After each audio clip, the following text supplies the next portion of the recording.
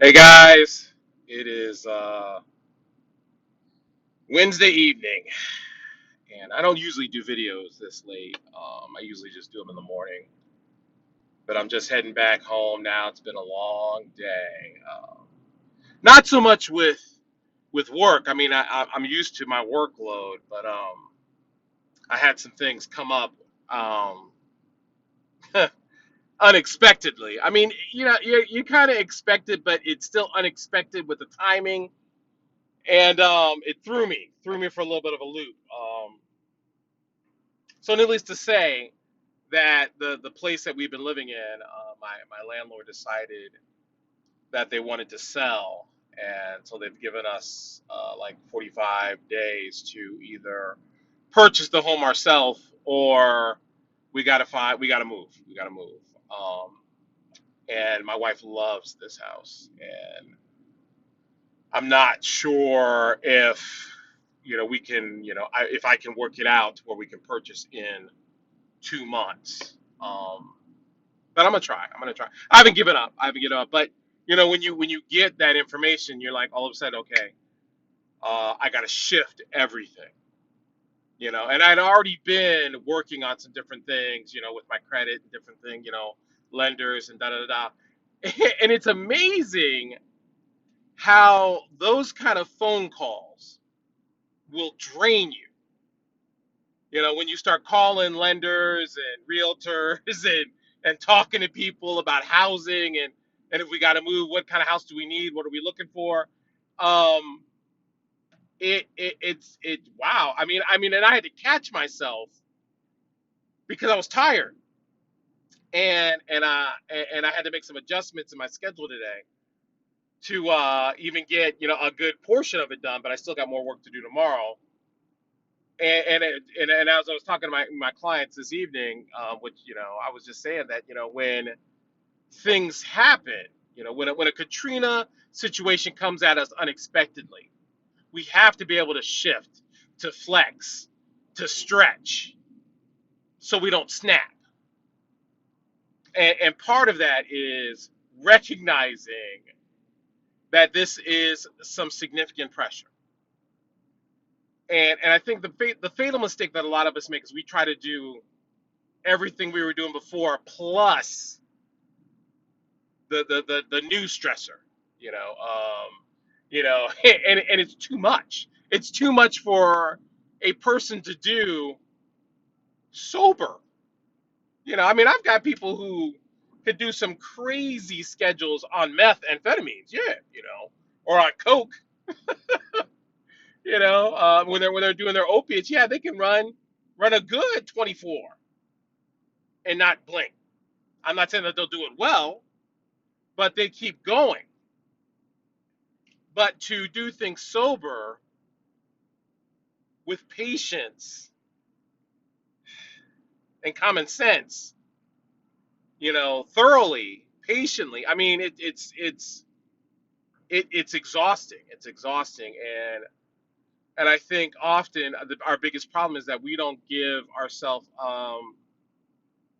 enough grace to make adjustments, to understand. Okay, look, I can't do everything right now, but I need to make adjustments so I can do what I need to do well.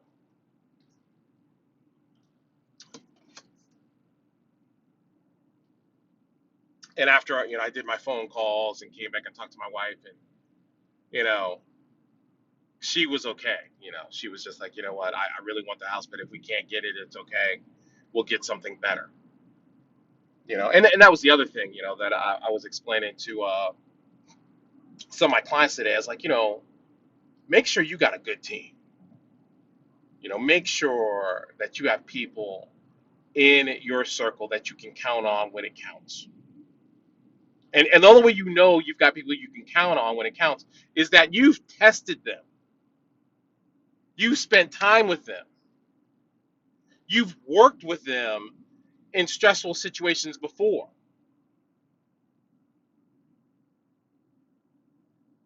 So when an actual fire does come, and it's not just a drill, everybody knows their role, and it can just flow. And I'm not saying it flows and everything falls in place like dominoes. I'm saying it flows because nothing stops us.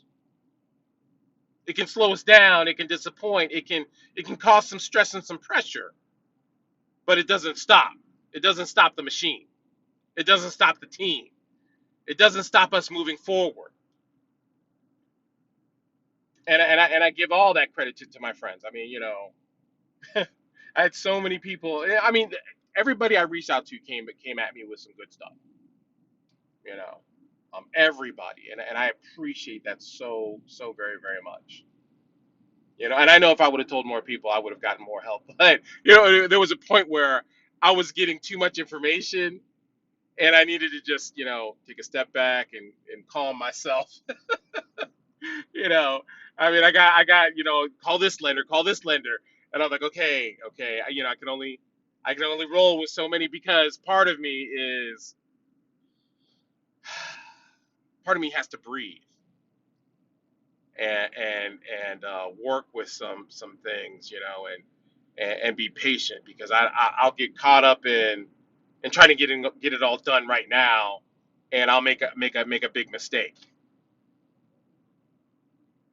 So I appreciate everybody I reached out to who helped me and gave me numbers. My pastor, Sue, all you guys. I love you so much. And it's gonna work out. It's gonna work out. But it works out because we work it. Not because of some magic. I almost bit my tongue. Not because of some magic or just wishful thinking. Part of faith is in action. It's not just sitting on your butt and just waiting on God. I mean, there are times when you do have to wait on God, but it's not because you haven't done your part. So I got to do my part. And so I got some exciting stuff coming up. I got some friends that I've been talking to about spinning off and developing a new channel, kind of geared towards a Bible study. I'm excited about that because I really get to, work my Christian muscle and just have deep discussions on my own thoughts on the Bible. So it'll be interesting discussions because it's still gonna be me. Still gonna be talking real on real questions, real issues, and just real conversations about what is and isn't in the Bible. So I can't wait to do that with my friends. So I'll stay tuned. Stay tuned. But in the meantime, keep me in prayer, because I could use it. All right. So I'll talk to you guys later. Peace, love, and hair grease. And maybe I'll see you tomorrow. All right.